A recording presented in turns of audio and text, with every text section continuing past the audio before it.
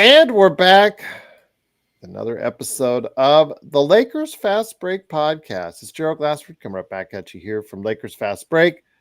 Pop Culture Cosmos, where we cover the latest news and trends in pop culture each and every week, twice a week, wherever you get your podcasts. On this week's episode of the PC Multiverse on the Pop Culture Cosmos channel, go ahead and check it out because it's my thoughts on the latest docuseries on Netflix called Mr. McMahon, covering the life and times in a broader sense of Vince McMahon and the WWE. So go ahead and check that out today. Plus, we talk about Ubisoft making some big changes to one of its major games that was coming out this year. So we go ahead and talk about that as well. Inside Sports Fantasy Football, you can still go ahead and check it out. It is still very relevant because it deals with NFL Week 4.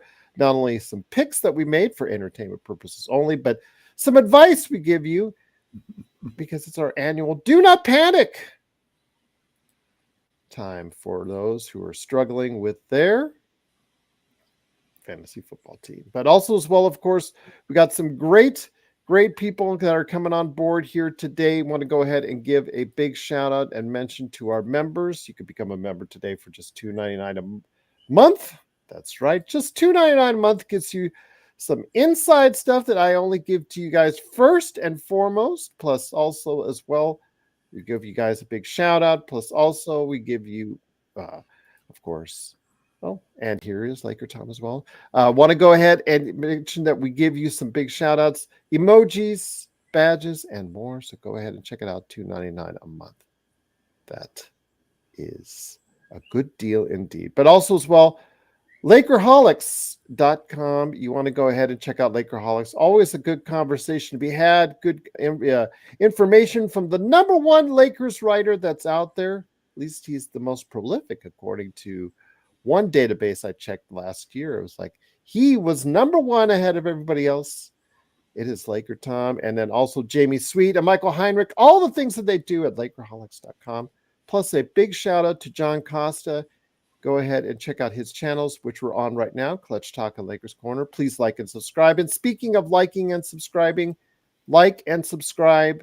Go ahead and hit that notification bell to get the latest notifications on when we go live with the latest Lakers Fast Break podcast. Intel, Samir, JSJ, Kurt, Darren, Sports Baby, Richard, Bloodhound, and Xbox. Got to give you guys a shout out as our members, but it is training camp time, everyone. Training camp time is around the corner. They're already at El Segundo working out. Unofficially, LeBron is already, posting up and dominating his son in practice. And oh boy, great. Family time is almost near. I'm so thrilled.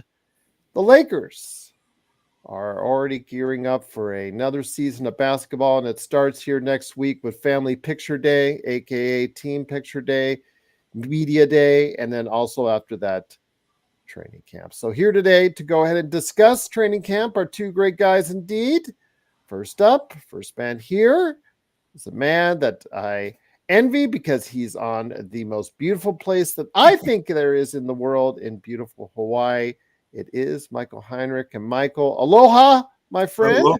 Aloha. Yeah, I don't want to do the what's up, brother, because I probably sound pretty bad doing it. But it's so funny because when my wife and I go to Hawaii, my wife on the way on the plane, she picks up a very distinct Hawaiian accent, and she's able to get away with it when she gets off the plane. It's not intentional either. That's the weird thing, because it just flow in her natural conversations. And I'm looking at her, I'm like,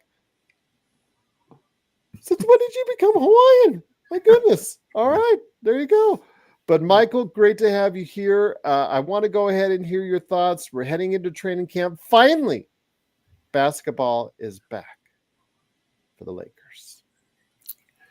Yeah, I'm looking forward to this camp. There's a lot of, what's this team going to be like? What is, I'm interested. I want to see JJ's system. I'm interested in seeing it because we don't have anything to fall back on. So it's going to unfold before our very eyes during the, preseason games. So we'll get I'm really looking forward to, what kind of offense he's going to be running, what kind of defense he's going to be running, what it's going to look like. I mean, we've got a bunch of young guys that I think could take another step. They're all going to have to if we're going to have a successful season. I'm just really, interested in just seeing what this whole, JJ system is going to look like on the court. We hear in his podcasts, we hear what he talks about, but let's see what it looks like on the court. It's going to be, pretty interesting to me. Also here today, a good man indeed. He is the mastermind behind so many great articles as the #1 Lakers writer that's out there. He is also the guy that always is setting afire some good controversy on his Twitter account at LakerTom. At least if you read the comments after his postings or his repostings or his agreements on wacky trades. No, he doesn't even do all the wacky trades. Sometimes he'll just repost a wacky trade. That Marcus Smart trade, the guy who wrote it, I think probably was doing some crack when he did it. And I'll just say that out loud because I thought that was absolutely ridiculous. But he retweeted it, and it's funny because I saw the responses to it. But it is my good friend indeed, Laker Tom. Laker Tom, it's been all too long. I know Darren, who is in our chat, hopefully pretty soon, is probably having tears of joy coming down his face because he's been asking for you. But you are back. Summer break. Well, summer break. The Lakers are back. And, despite what you think and I think and everybody thinks about what the Lakers did or did not do this offseason and what they may do this upcoming season, at least the Lakers are playing basketball once again. This is the proverbial time of year when all of the glass half full people have to swallow all of the discomfort, disappointment, and frustration of the offseason and the last trade deadline and everything, and try to look at this team from a positive standpoint. And frankly, there are some real solid reasons for being optimistic if you're a Lakers fan. And I think it starts first off with JJ Redick, because I think he brings a potential upside to the coaching position that is really essential for stabilizing the Lakers front office and manage and ownership. Every team is going to be successful based upon how well the ownership, the management, and the coaching can agree upon a direction and execute a plan to go in that direction. What it seems to me, and I'm trying to look at this whole thing from a positive standpoint. I'm trying to refresh myself and say, okay, as fans, we're not privy to the conversations that the front office people have, that the players have with the coach and so forth. And so we have to attribute a lot of things that happen in Lakerland either to the benefit or detriment of the people making those decisions. Everybody agrees that we never should have let Caruso walk, and there are other certain things that have been made bad. And probably the biggest disappointment has been the Lakers' inability or unwillingness to make a move. They got stuck with these guys with these player options that they gave out to guys, and everybody, because of the way the finances of the new CBA seem to have affected all of the teams, it's become a very conservative trade market. And people are really hesitant to get rid of picks. And the Lakers, you can look at that a lot of ways. You can look at Rob Pelinka as being a guy who just doesn't have the vision to basically say, this is the play I want to make. This is the guy I want to go after. And instead, he puts out bids for various people, always underbids, hoping somebody will do it and he can, get a coup with some sort of undermarket bill. And that's the interpretation that basically myself and I think most Laker fans have looked at. They blamed Rob Pelinka for being either unwilling or afraid because of the Russell Westbrook situation of making a big move. But there's another alternative there that's one that I'm hoping could become true. I may look back at this particular position and think that it was a foolish position, but I'm an optimist, and so maybe the Lakers have really realized that they really need to find a coach who can give them a vision that Rob Pelinka and Jeannie Buss don't have the ability to implement themselves. And part of that vision also has to be, let's stop making short-term moves for players that are only going to be here for a year or two and give up draft picks for those guys. So that does take a lot of gambling out of the picture. And I think with the new CBA that gambling is something that we're going to see a lot less of in the league. We're going to see a lot more conservatism when it comes to trades. And maybe the Lakers are on the second or third year of a position that is going to change the all-in approach that they have. They're saying now that they're only going to trade any of their picks if it can provide sustainable Lakers excellence. And that doesn't apply when you're trading for a guy who's on a contract and you don't know for sure if you can sign him, or trading for a guy who may be older. We obviously have gone for younger people over the last couple of years. Anthony Davis is the oldest guy on the team next to LeBron, and he's only 30 years old. So there's that huge gap between 30 and 40 years old where we don't have anybody who falls in that category. We probably need to add a couple of guys who have some experience if we want to really compete for a championship. But the wild card is, how much better is J.J. Redick going to be as a coach than Darvin Ham? He's announced the starting lineup that took Darvin, 60 games or 40 games to get into. I think 43 games was the number of times that we played before we really saw that same lineup that was in the division champ and in the conference championships. So maybe the fact that we lost a lot of players to injury, and those players hopefully will come back and provide some of the balance that we need. Hopefully we can make a couple of moves at the trade deadline to really elevate the starting lineup and so forth. But I think there's a lot of questions that could be answered very positively this year because of J.J. Redick. So I'm with Michael, and I'm eager to see what happens. He's talked as good a game as you can talk. Now we got to see how the team plays. Can he get the players to play the right way? Can everybody stay healthy? Can the guys who aren't healthy finally get healthy? Can LeBron and AD play the way they did last year? If they can stay healthy and play the way they did last year, we're the only team with 2 top 5 superstars in the league. And I don't think our team is that bad. I'm really intrigued to see what happens with D'Angelo Russell. And I'm glad to hear that JJ is really going to count on him. I thought a big mistake would have been to not start the guys that he's starting. And the second biggest mistake would have been not to start D'Lo. He's just a critical part of it. And I want to see him have that career year this year. I still think he may get traded, but I also think there's a chance for him to change the scenario again, to change the dialogue, because he's so hard to get rid of without hurting our offense. And this team is going to win because of a great offense and hopefully a good defense. They're not a team that has the potential to be a great defensive team unless they make some major moves and solve some of the backcourt problems that they have.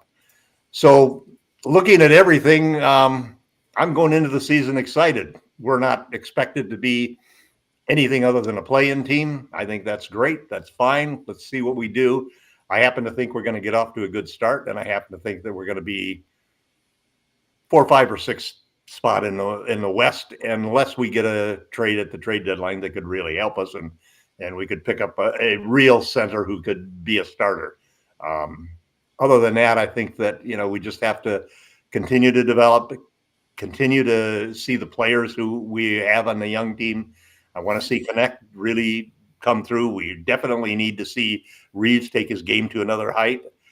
I do like the comparisons of the impact that Reeves could have to looking at the way that that the Knicks were able to improve dramatically with the addition of a guard, and I think that Reeves has the potential to take his game to another level, much like the Knicks guard did. So we'll see what happens. There's a lot of positive signs. I do hope that the addition of Redick into the triumvirate of the management and ownership will give the Lakers. We'll put all of the Lakers on the same page and have them working forward toward a really sustainable championship. We won one championship since LeBron got here, and that's what the strategy of almost every other team in the league is just to win that championship, even if they have to do it on a one championship in 20 years. The Lakers still hopefully will try to. I'm looking at this as a move to try to say that we want multiple championships. We just don't want one championship. We want to build a dynasty again, and this is the right way to go about doing it. You can't do that with short-term, quick, all-in moves. You have to instead build from the draft, build from trading for young players that you can develop into stars and elite role players, and be wary all the time of wasting assets that aren't going to come back, that you aren't going to be able to have a player that becomes part of that sustainable group that you're trying to build. So I'm very happy with training camp coming up. I'm happy with almost all of the developments other than, I just hope that Vanderbilt will be okay when we start camp. If we could get him healthy, then I think that we have a good chance to be the surprise team in the NBA this year. Once again, it is Lakers weekend, Lakerholics Spotlight. It is Michael Heinrich and Laker Tom, Lakerholics.com, along with me, Gerald Glassford. Thanks so much again for watching, listening. Truly appreciate it. Michael, we'll touch on the injury status for Christian Wood and Jared Vanderbilt. I don't think that's happening where he will be ready for the start of training camp. Surgeries on both feet, I do not think will allow him to get ready. I think he said, during the press conference from Rob Pelinka, I think he said he would be out the entire stretch, or he would be it's a very gray area, very questionable on if he makes it back. Well, they said he's going to be ready for opening day, but opening day. Yeah. But the training camp and exhibition season, he might be held out quite a bit, but we'll see what happens. Again, he probably won't play. I don't think he'll play until the regular season starts. I think they're going to be ramping him up, and from what I got the impression that he's begun the ramp up process, but it's going to take some time. Yeah, that's the general feeling I got from watching like the sports, Sportsnet and stuff like that. They've had more conversations on that, and it sounds to me like he's entering the ramp up stage now. Maybe media day will give us right after the end of the season, they said, so that it's not like it's a recent thing. Yeah. And one of them was just a removal of the bone spur. Well, maybe media day will give us a clarification if he is able to speak more on it here coming up on, I believe it's Monday, if I'm not mistaken. So Michael, I want to ask you this. There was a trade yesterday involving Karl-Anthony Towns heading to New York for Julius Randle and Dante DiVincenzo, and a first-round protected pick via Detroit. I want to ask you thoughts on this. It looks like New York has gone out of the way to try and get the center that they needed to go ahead and play at a better level.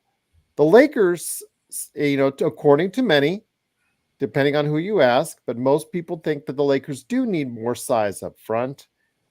There are still teams out there that do have front court size available as far as that's concerned, but the Lakers have yet to yield an offer that will elicit that trade to get through. So your thoughts, my friend, now that the Minnesota trade has gone through, do you think this is going to maybe either for the Lakers or for another team start to spice things up before we get to the regular season? Maybe another trade or two, perhaps? I don't know. You in trades, you hear both teams won or one team won. Could this be a trade where both teams lose? I've never been a big Cat fan, number one. I just have, he plays 6'6" at 7'2", and as far as I'm a big Randall fan, but they were able to play with Cat with him because Cat could hit the three. Randall is not a good 3-point shooter. He's not going to stretch the floor.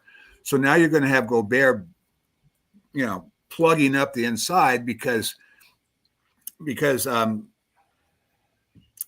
he just can't. He doesn't stretch the floor. So I don't know. I mean, and he's not going to be a starter either what's because that? he's not going to start either because Naz is going to step right in and take that starting spot. I don't know about that. I don't know about that. Naz is going to play starter minutes between. Well, that's something Joe and I discussed last night. That year for him, he needs an extension next year. So that's something Joe and I discussed. That's why they traded. Yeah. That's why they traded Cat. They need to get Naz into the starting lineup. Yeah, that's something Joe and I. He was very adamant about getting Naz into the starting lineup, and I can't say I would be disagreeing on that. But Randall, I'm not sure. Naz would be the perfect guy for us. Randall coming in off the bench as a sixth man, I'm not sure Randall would be in love with that process. So that's why it could be. That's why Michael could be right that this trade could be one that could backfire because Cat is not going to protect the rim the way. Yeah, that's another thing. Cat and they're guarding. They're depending on their perimeter defenders to be able to cover for him. Cat and Tibbs is not a good mix. Yeah. Tibbs is all about defense, and Cat's never been anything about defense. So yeah, he's not a rim protector. That's going to be interesting. That's going to be an interesting story to watch. It's you'd think that, for example, I mean, I've been on this thing of getting a center. I'm so tired of this journeyman rotating minimum salary centers that we keep throwing in here. And yet I've never really been a big fan of trading for Cat simply because he can't protect the rim. He's not a good, and he can't defend out on the perimeter.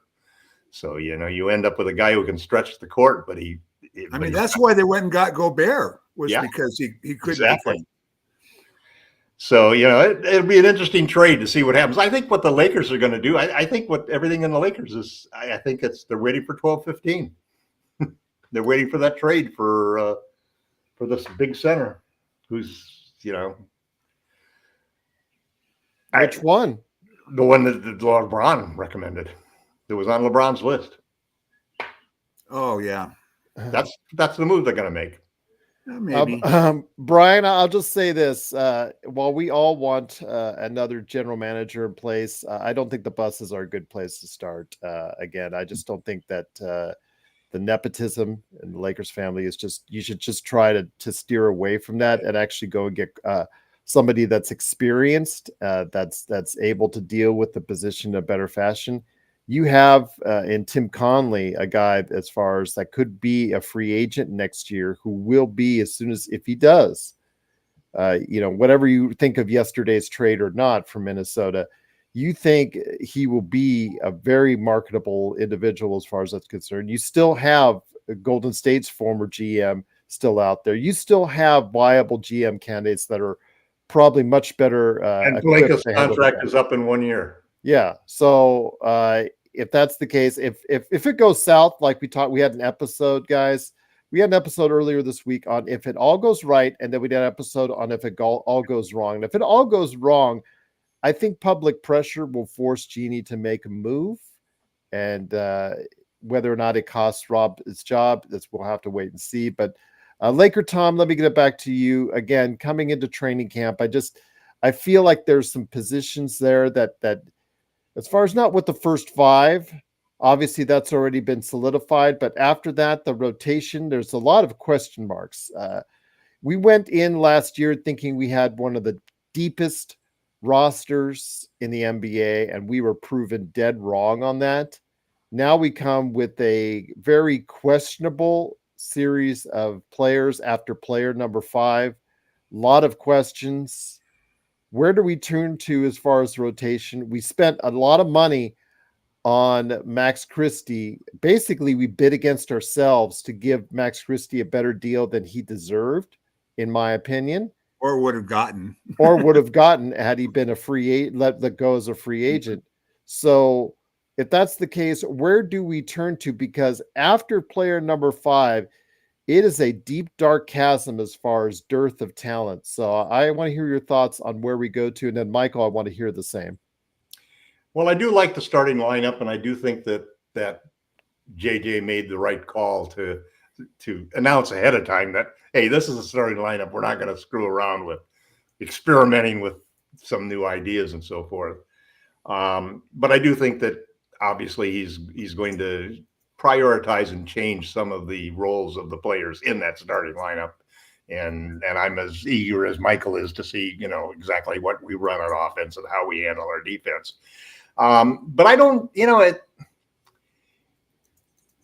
what you said about how we thought about the team last year going in has to be modified a little bit, because the reason that the team didn't perform as well as we expected it to do, I think were because of 2 factors. The first, obviously, was the injury factors that really screwed up a lot of things. And then the second thing probably was the coaching factor. The coach just didn't put the players in the right positions to succeed. So when you look at the lineup after the starters and you look at the backups, all of a sudden now we've got Gabe Vincent at backup at point. If Vincent can play like he did in the playoffs 2 years ago, and he can perform like that, he's going to be a very good backup point guard. And then you've got, obviously, at shooting guard, you've got Max, who it will be interesting to see how Max does. I mean, supposedly he's had a good camp and we've invested in him. Part of that obviously might have been because of the Lakers' new approach of wanting to make sure that they didn't lose players after investing a couple of years in him by letting him walk and not doing it. Whether they could have got him for less money is probably true, but we also don't know what other people might have been trying to pick him off. And it would have been a terrible disappointment if we had let him walk. I mean, that would have just been a terrible mistake. So I like what we have in Max there. And I think that it'll be really important how well he plays. I didn't like when they tried to make him a point guard, because I don't think he's a point guard. And I thought that every time he tried to put him in that role and have him handling the ball from a standpoint of trying to create assists for other teammates, I felt that hurt his approach, because he just really doesn't have a good enough handle and passing ability to emulate, D'Angelo Russell and so forth. A small forward, Connect is going to get his shot. I think he's going to get a shot to see what he can do. Obviously, Vanderbilt would be the backup at power forward if he was going to come in there. I like Chris Wood at that spot. I don't think Wood can play center, but I think he can be excellent as a power forward. And I'm hopeful at center that the solution, I think, it's a gamble, but I want to see what Koloko can do, because he's the only guy we've got that could be a backup center who could really protect the rim, because he's got the height, the jumping ability, and he definitely is a shot blocker. I watched him. It's kind of interesting. He made 1 3 out of 12 shots and when he was in his rookie year with the Raptors. That happened to be a corner 3 that happened to win that game. But in his, I watched 2 or 3 different videos of him working up and warming up for teams and so forth and taking shots. He has a nice long range shot. He didn't shoot really well from the free throw line or many free throws, but he's got some potential. Right now he's basically a catch and dunk and block shot type guy, but I think is if he can play the backup center position for us when AD goes to the bench, I think that could be a huge thing, because I thought that was one of our gravest weaknesses and vulnerabilities last year, is every time that Anthony went off the floor, our defensive protection of the rim was really a lot to need. We're betting on a lot of guys coming through, and we're betting on these guys staying healthy for a change. And at least so far, it doesn't look like like our, we've got a new people in all of these positions to support, the health of the team. And I hope they do a better job than the other guys did. Although it seems like, doesn't it seem like injuries are becoming even more of a factor today than they were 5 years or 10 years ago? It seems like that every championship in the last 5 years was never between the best two teams anymore. It's the healthiest two teams. Michael, I don't share Tom's optimism on the players 6 through 12. Max is a very big question mark. I've already said on the air that I think that Jackson Hayes and his defensive instincts are like a mile apart. Yeah. He can do one thing well, and that's roll to the basket on the offensive end. And Right. He's found nothing else able to do as far as on the other end where we really need him the most. Christian Wood, everybody, it was so hyped that he came here. A lot of people were really high on him, but he disappointed. And his words on the offseason, this is going to be my vengeance tour and all that. He's going to come back with a vengeance, has led to knee surgery. And his status at the beginning of the season is in question. Cam Reddish, well, that was I'll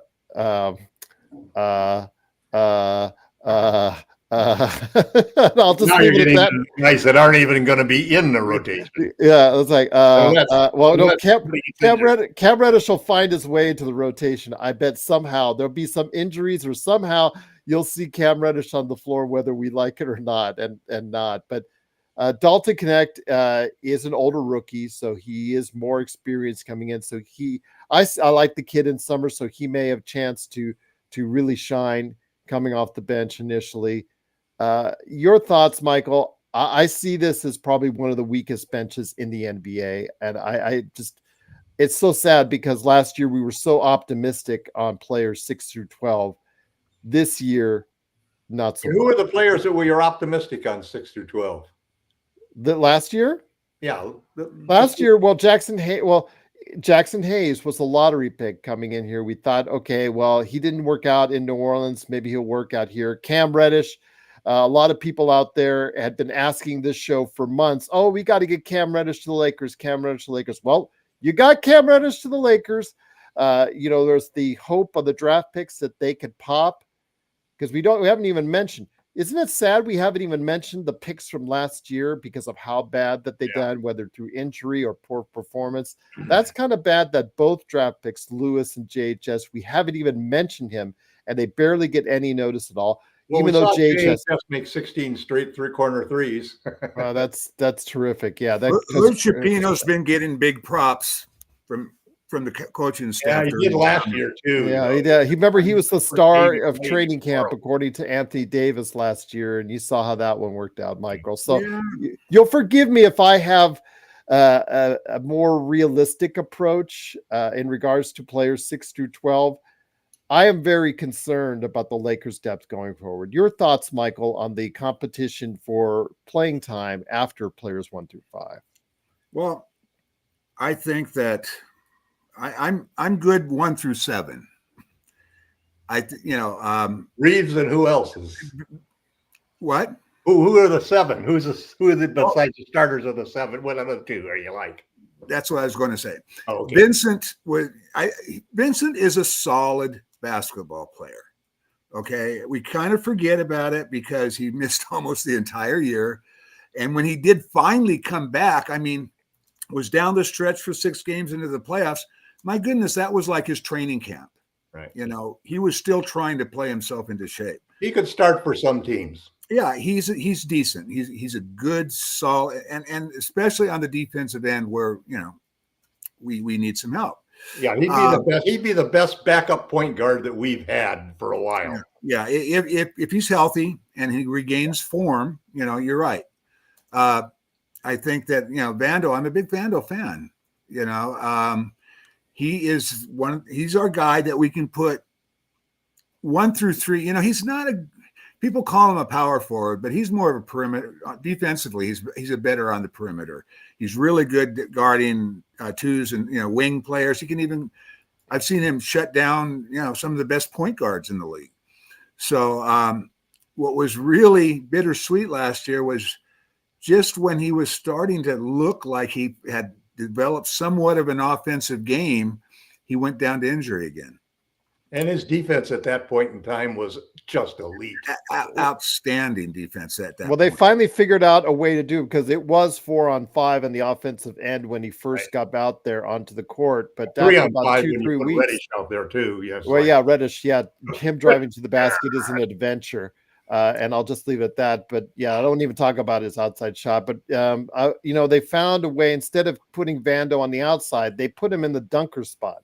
Yeah, they finally realized that you know what, that's where he needs to be on the offensive end. And then, of course, like you said, he got injured about 2 weeks later after he started to look really good. But you only hope he could get a lot of offensive rebounds the way that JJ is focusing on that guy. Well, they have to, because they're the worst they were among the worst in the NBA on both the offensive and defensive rebounding end. So when that's the case, Michael and Laker Tom, you have to look at it. But Michael, I mean, again, you guys are trying to find anything as far as a positive sign for these guys. No, those two guys I think are solid. Those two guys I think are solid. They're solid. And Connect could put himself in that group. Connect has to prove that he's not a disaster on defense. That he's not if he can be defense, man. If he can be subpar on defense, he'll have a big role. Exactly what I said during the summer, and I saw him live.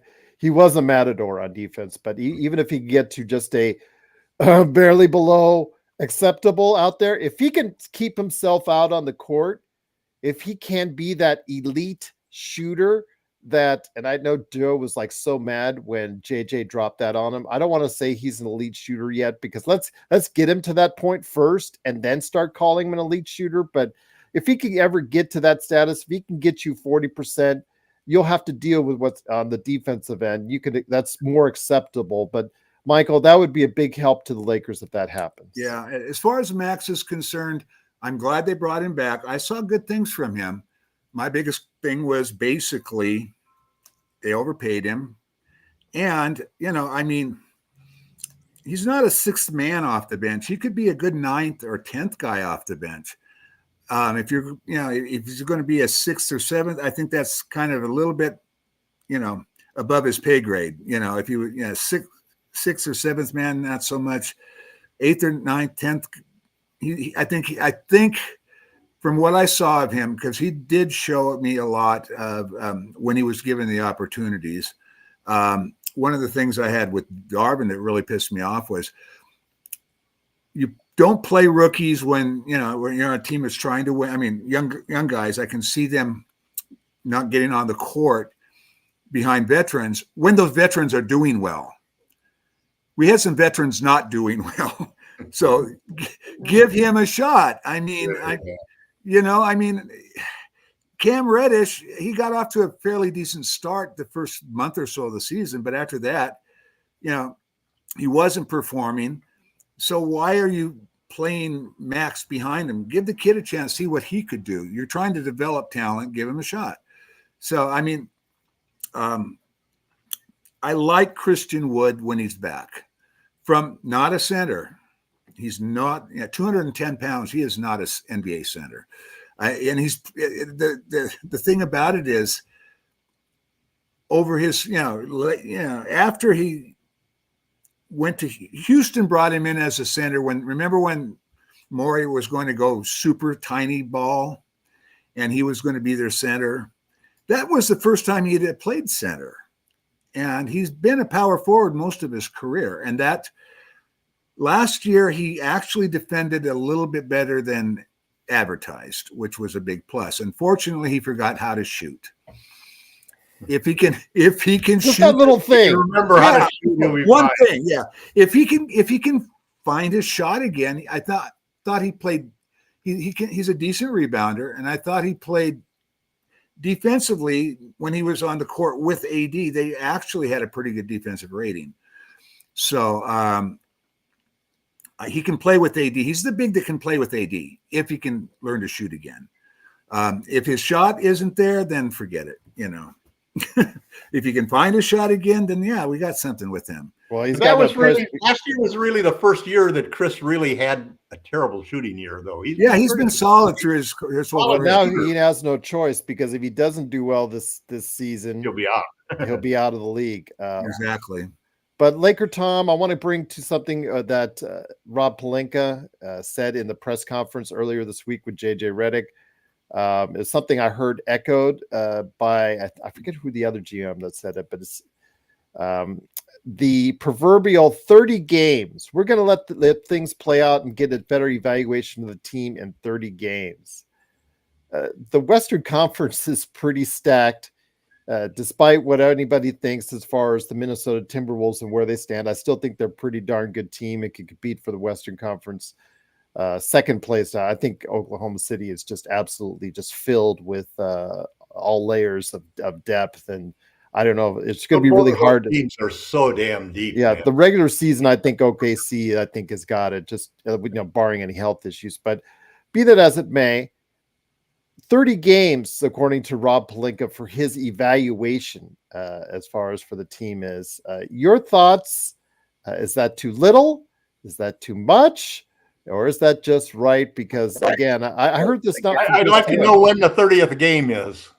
Yeah, I'll look it up. I'll look it up right now. Because my hunch is that it's probably around December 15th. It is. It's probably around the middle of December. Yeah. When some of these guys that sign free agent contracts are available. Right. Yeah, let's see. December 15th, that's the date when a lot of guys will be available for trade.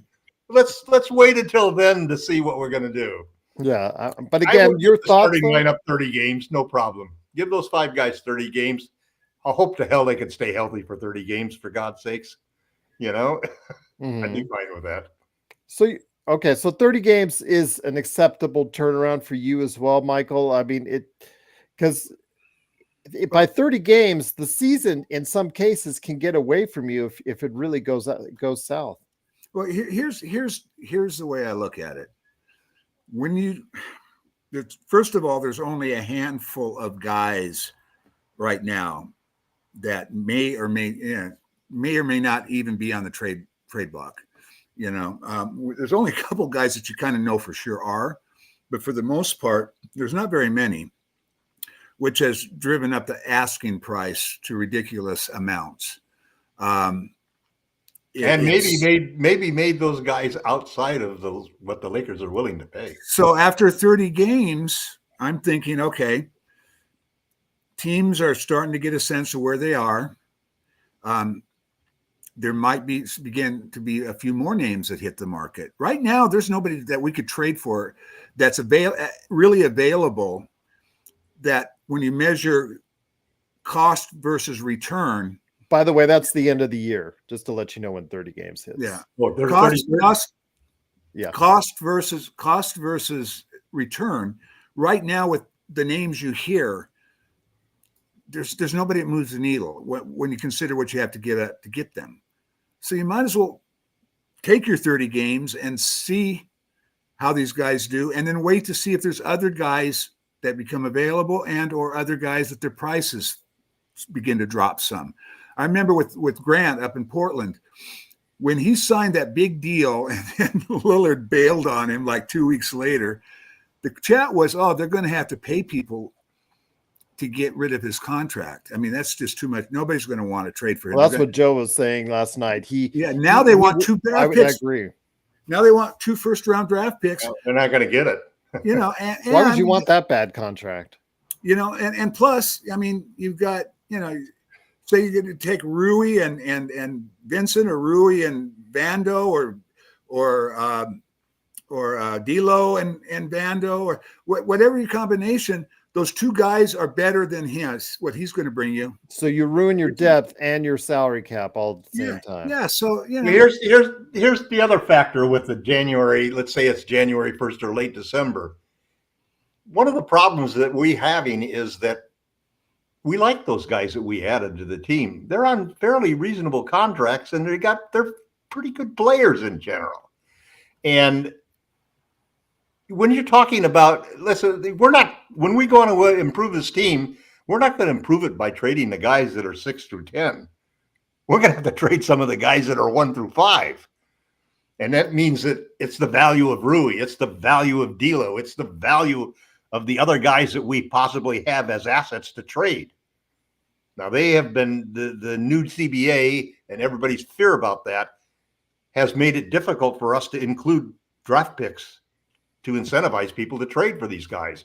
So our biggest hope is to get off to a great start and have D'Lo have a great season, have Rui have a great season, and so forth. And then we'll be in a good situation.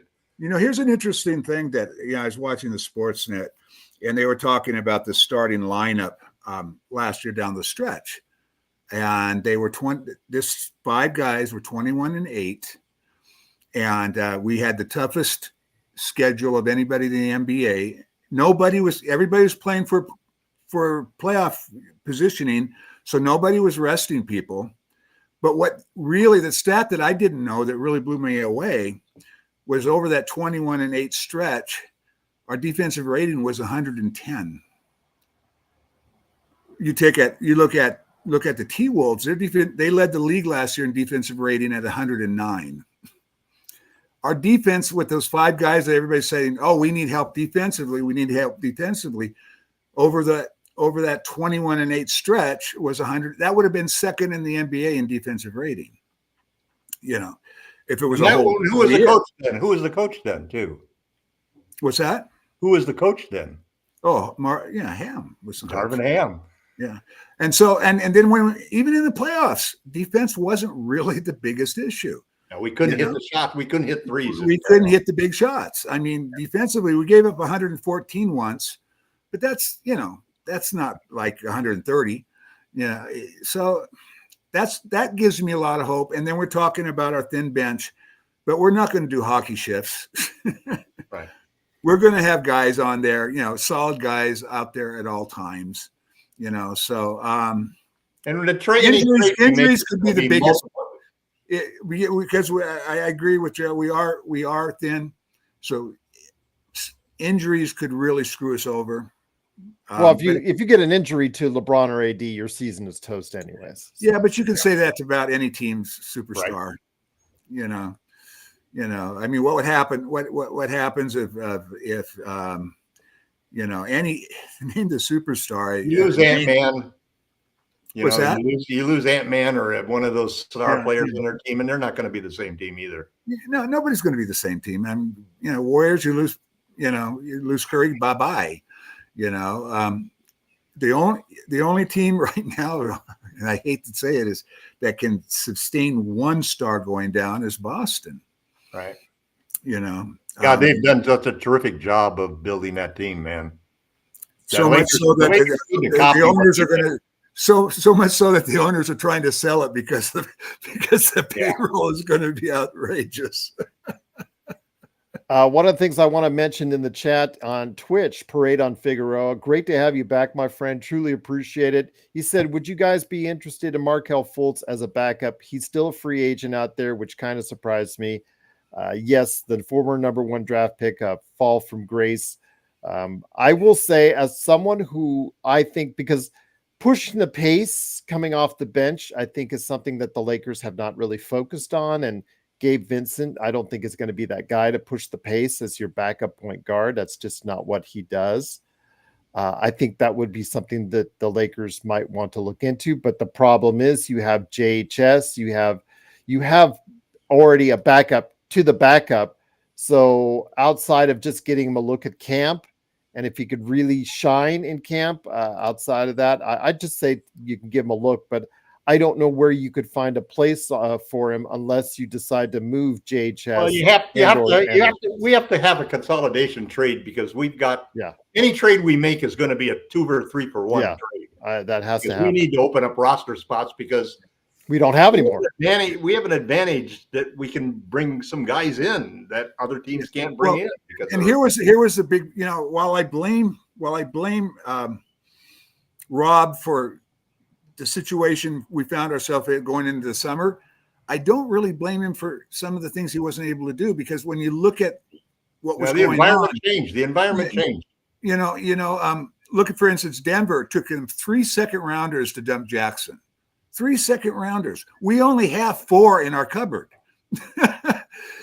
So yeah, you say, well, we should have, traded, second rounders that had some of these teams take them off. But the prices that people were asking for were outrageous. People that had some leverage that could actually do something, to accommodate people. Those people were, the prices were on anything you wanted to do. I mean, 5 first rounders for Mikal Bridges. I mean, the guy's a good player, but come on, man. There was a handful of teams that had flexibility to do stuff this summer, and they were trying to totally take advantage of it, to the point where it kind of priced a lot of the moves that we could have made out of the, and even if we were to cut and even if you say, well, cut and stretch somebody, we're only 45,000 under the cap. So if we did that, we open up but that first year payment to that guy that we just cut pushes over the second apron there. And we're not going to go over that. We know that. Yeah. So it's like, I mean, it just, his hands were kind of tied in that respect. And that's why I think that, my thing is, we got guys. I think Austin will be better this coming year. He's been better every single year. Rui's been improving. I think he'll be better. I think Vanderbilt will be better. I think all these guys will be a little better. Just how much better? Will they make big steps? Theoretic factor. Or will they take? If they take a sizable step, we're hoping that we can hang, and I think we can. I mean, right now when you look at the team, no, we're not a contender. But if some of these younger guys take another step in their development, which is not out, and LeBron and AD can play like they did last year. Exactly. We'll see. But the 30 game thing, I don't think we have any choice. What are we going to do? We're going to replace Rui with Connect at game 10, and maybe Vando will be ready at game 20, and we'll have give these guys a chance. That's the whole thing. The thing is, though, in the Western Conference, the things that we're building toward now is continuity and stability. Well, I'm saying if in the Western Conference, in a very tough Western Conference, by game 30, the place of where the Lakers may be at, if it goes off the rails, may already be decided. So, well, I don't think so. I don't think you can still make a trade and make the play in and go through that whole process again if you have to. But because it's so enjoyable for us to do so. Yeah. But my thing is, what trade could we make that would change things? What trade could we make that would change it significantly, increase our chances?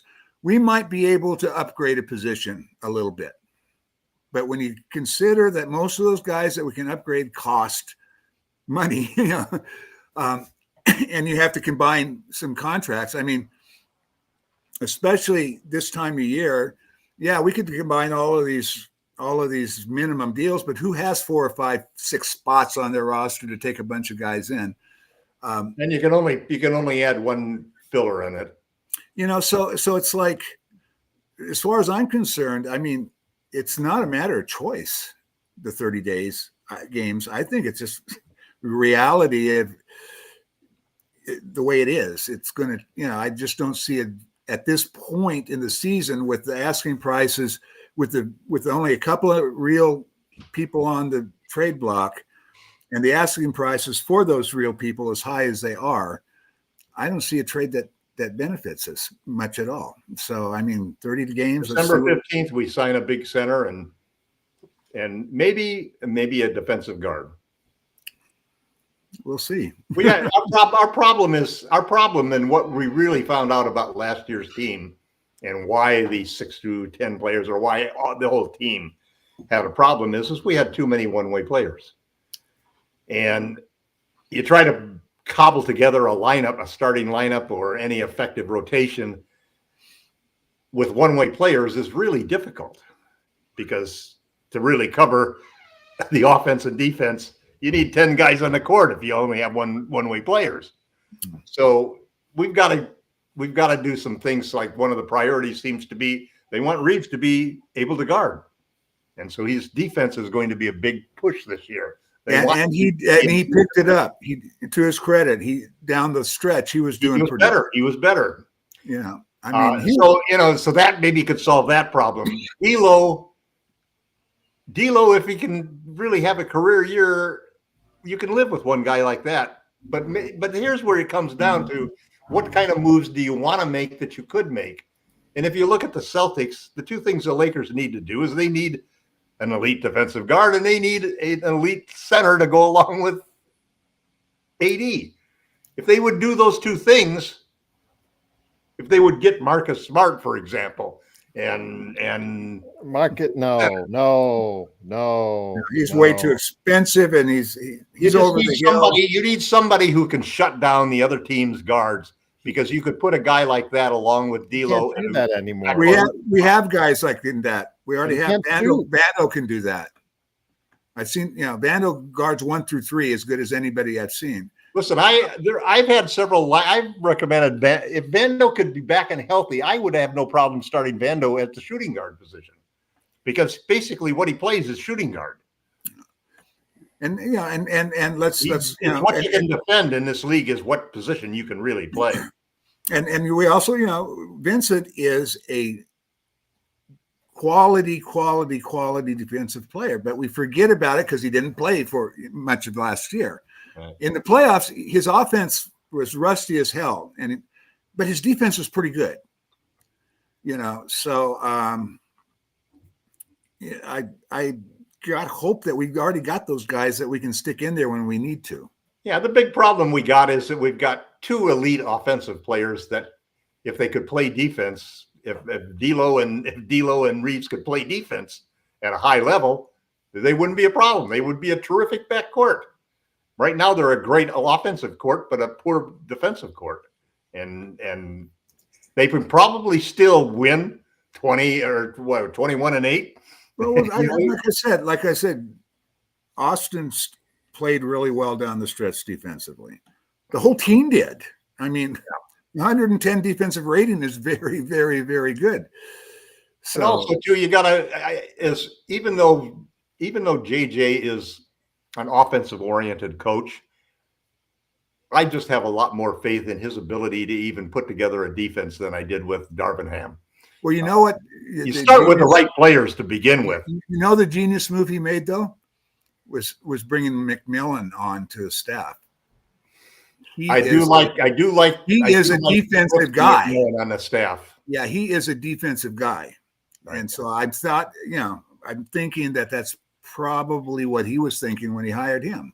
Well, that's the last thing I wanted to cover before we head on out is JJ Redick himself. Tom has already proclaimed him the next Pat Riley in words before, greatest this, greatest that. Yep. And he has not even coached anything above the 4th grade.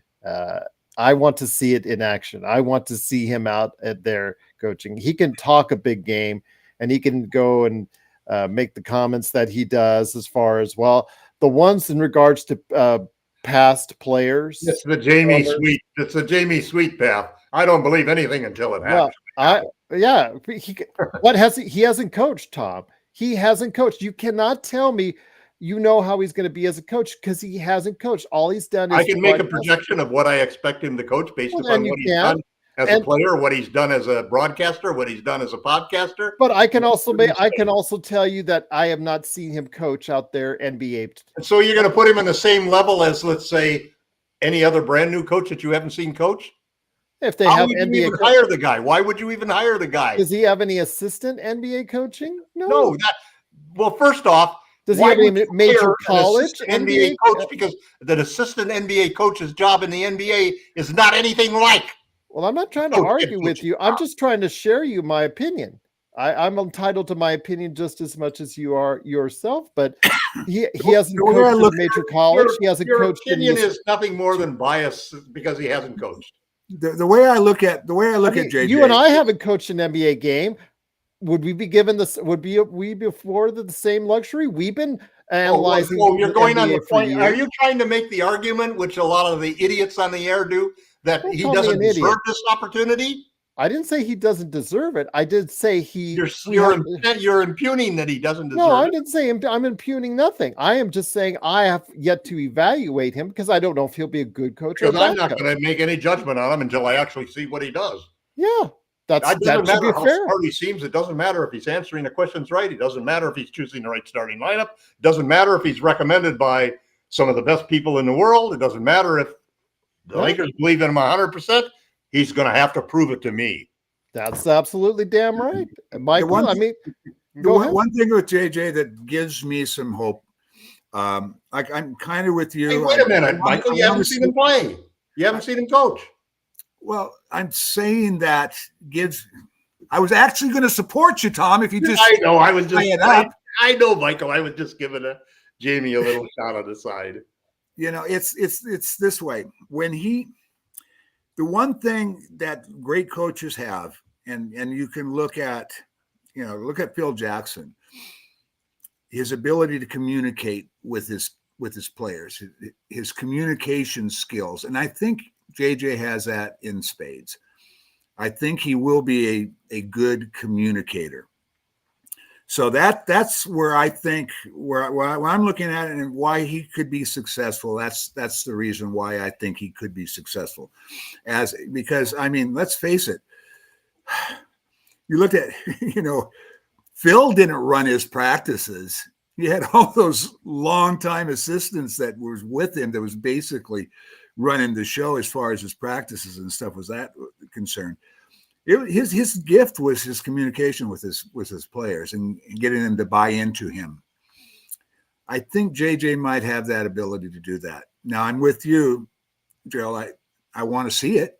I want to see it. That's all I'm saying. I want to see it. Obviously, before you make an opinion, you should see it on the court because he could absolutely. And he will make mistakes. He will make mistakes being a rookie coach. I don't think there's any doubt of that. Yeah, but will they be plenty enough to cost the Lakers, or will they be something where you can get on by and he can evaluate and make the right decisions going forward? That's all I want to see. That's all. The other side of it is that you have to look at the Lakers are approaching. I can't go on faith in a totally different manner than they did the last few years. This is no more of the use all your assets to go all in because this is LeBron's last year or AD is 30 or this is the last chance for the two guys. They're not doing that anymore. I know that's what got us in trouble in the first place. And that is what got us in trouble in the first place. And they have recognized that they need stability and continuity. And the only way to get that is to hire a long-term coach, invest in him, start looking for building a young team where you only trade for guys that you can grow and develop yourself. You don't go in and you don't bring in a 32 or 35-year-old superstar. You don't go and risk everything on Zach LaVine and you just basically play smart and figure that we've got a pretty good team now. We're maybe three players away from being a championship squad. Let's work hard to get those players over the next couple of years, make the transition from LeBron, build a team around AD, but get sustainable Lakers excellence. And I hope it's not just a temporary situation. I hope that this is a long-felt strategic move on behalf of the Lakers because it's exactly what they need to do. And the heart of that, and the only way that can work is JJ Redick. But with Anthony Davis, he's 31 now. If you're on this 2-3 year plan, he's 31. He was born in March 11th, so he's 31. So he'll be on your plan, he'll be in his already mid 30s by the time that plan gets started. So, well, the Lakers plan to win this year. They're hoping to win this year. If they make a good trade, they could win this year. There's a chance. Okay. All right. I mean, I'd say the odds are 10-1. The Vegas odds has them quite a bit higher. I'm sure they do, but that's Vegas. All right. Michael, do you think the Lakers have any chance at all? Michael, what do you think?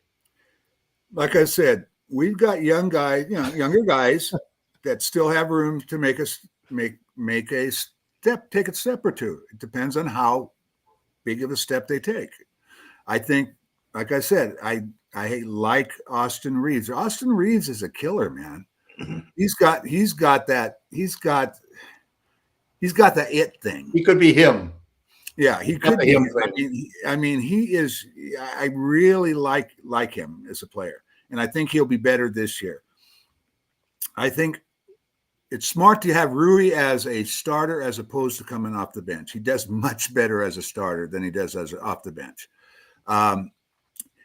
Rui, down that stretch of the year last year, was 16.7 points a game on 57% from the field, 43% from three, and 5.5 boards, and four threes a game. And he played some pretty good defense. And he's our best mid-range. He's our killer at mid-range shot.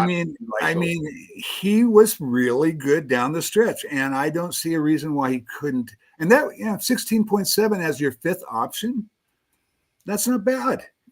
That's pretty good having a guy scoring at that kind of clip as your fifth option. So, there are reasons, there's a couple of reasons for me to be optimistic. Will it be enough? Probably not. But we'll have to wait and see. That's why they played the games. I mean, look at, Boston had a great run last year, but they made it all the way to the finals, and they didn't have one series that they faced a team that didn't have their star out. I mean, injuries play everything as well. I mean, every single round they had one or two. I mean, Indiana was, gave them hell, and then Halliburton went out and they've still given them hell. So I mean, injuries, you play that's why you play the games. We'll see what happens. I look at, everybody talks about the West, and it's stacked and it's tough, but there are teams that are better than they were last year, but there's teams that have fallen off as well. So we'll just have to wait and see. I think OKC will, is the team to beat because of the acquisitions they made.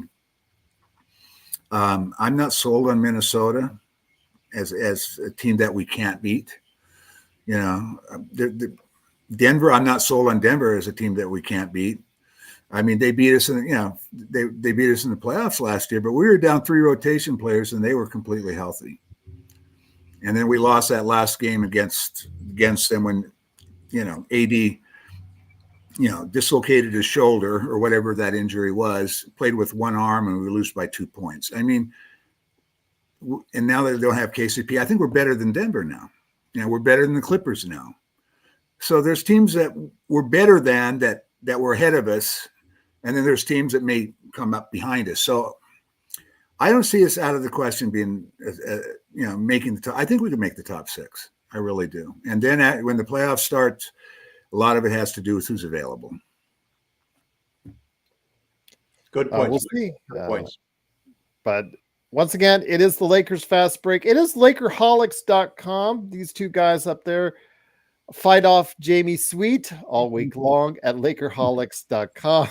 Actually, it's Laker Tom fights Jamie Sweet. Michael's the guy in the middle, probably just shaking his. If you take a look at the picture, as far as the JPEG that I made, Michael's the one that's trying to eat his dinner, and he's looking at these guys that are just acting all crazy. Those are the Lakerholics. And he's just like, why am I here? I'm just trying to enjoy my meal. If you take a look at the JPEG I put for today's show for these guys. But once again, it is the Lakers Fast Break here. We've got more shows coming up this week as training camp starts. But please, if you want to continue the conversation, please go out of your way to go ahead and check the great articles, the great responses, and the great crowd that they have at Lakerholics.com. Do yourself a favor and stop by there.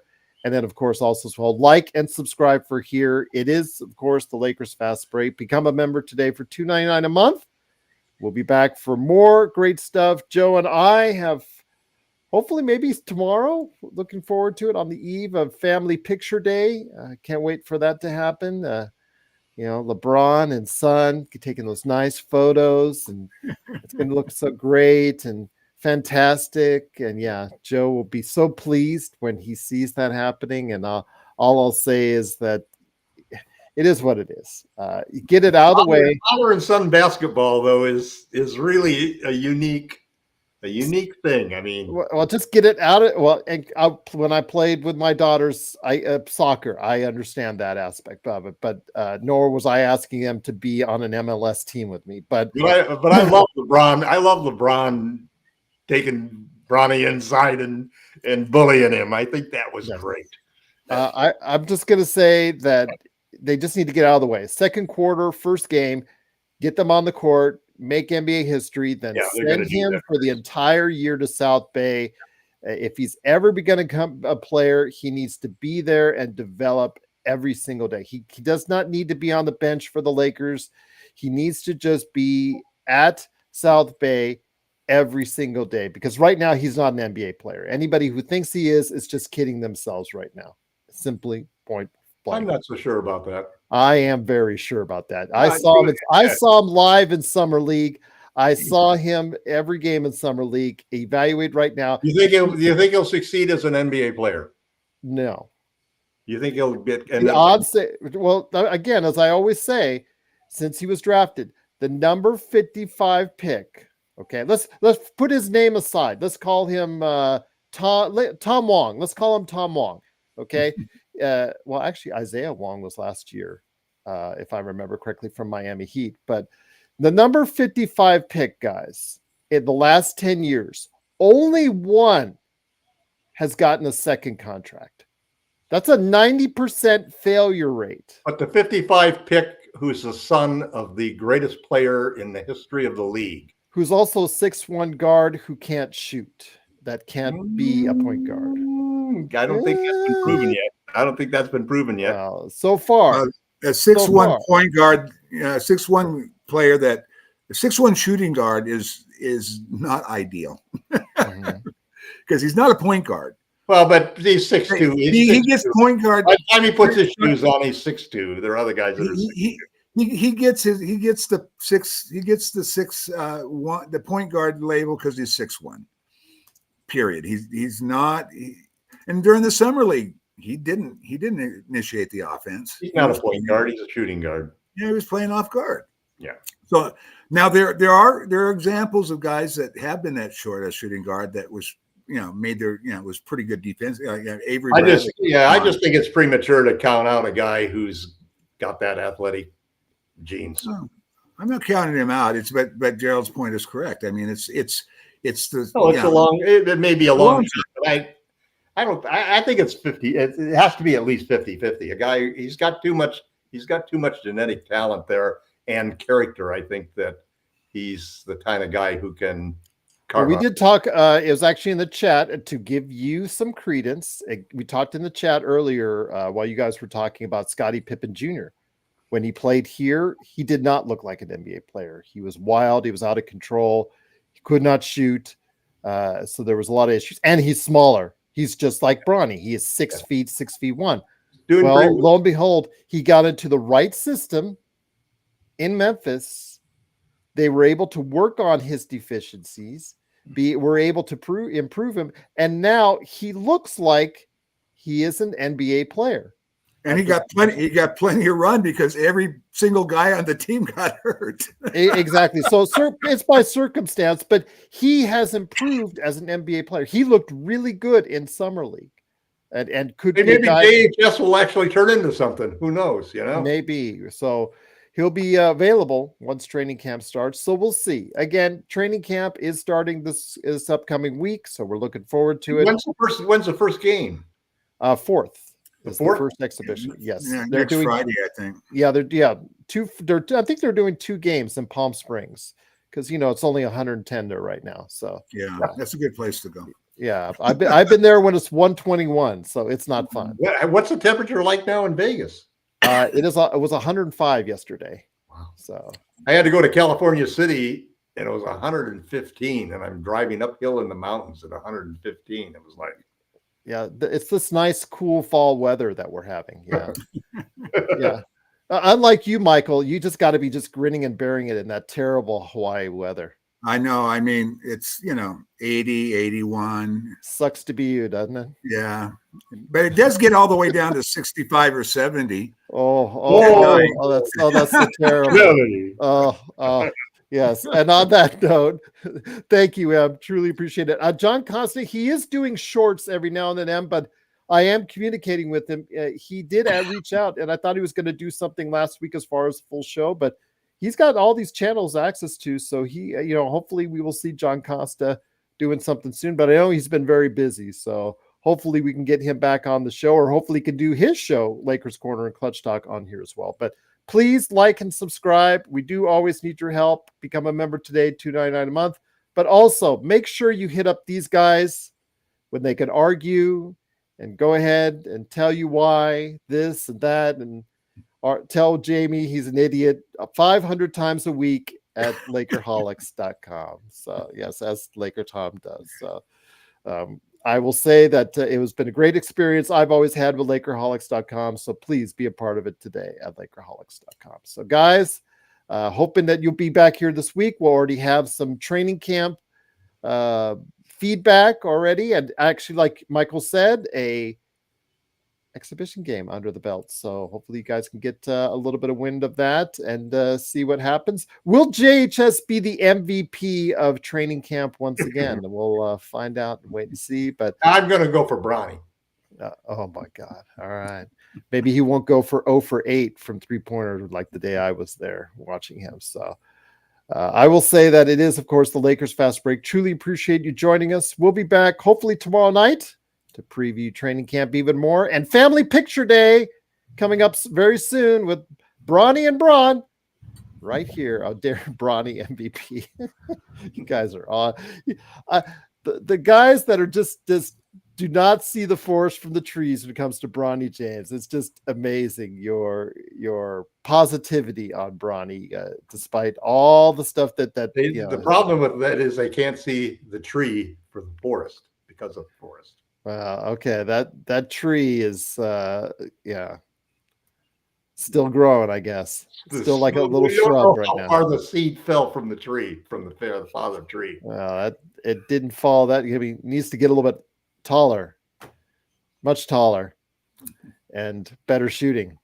If he shoots like his dad, then we wouldn't have this question. But yeah, that's the problem. He doesn't shoot like his dad right now. At least he doesn't like shoot like his dad did last year. How about that? Okay, because we want to make sure we clarify that, because LeBron goes all over the place on his shooting. But once again, it is he's a sapling right now. How about that? Okay, he's a sapling. I'll take that, Darren. Good point. Once again, it is the Lakers Fast Break. We'll be back tomorrow. Count those jeans out, man. Don't count those jeans out. That's all I gotta say. We'll see. All right, he's got it. Well, we got him for 4 years, so there you go. Well, 3 plus an option. So there you go. Once again, it is the Lakers Fast Break. Michael, Laker Tom. We're going to trade him to the Vegas team as soon as LeBron takes over. That's true. Good point. Absolutely. They're talking about building another arena. We'll probably get a couple of draft picks in return. Yeah. 2 first-round picks from an expansion team for Bronny. I think that's a great deal. Actually, I heard a podcast on that. I think it was Real GM that did that other expansion, and that was the deal, that they wanted to trade Bronny James to the Vegas expansion team, just like that scenario. And they said, would you take? I'll do it for unprotected picks. And the guy said, picks. The first 2 unprotected picks. I think it was Bobby Marks. Bobby Marks said no. I will not trade for Bronny James. Bobby Marks says no to anything, Lakers. Yes. All right. Well, on that note, it is the Lakers Fast Break. Michael, Laker Tom, thanks so much again for joining us. We'll be back tomorrow for more good stuff right here at the Lakers Fast Break. Aloha. Aloha. Aloha.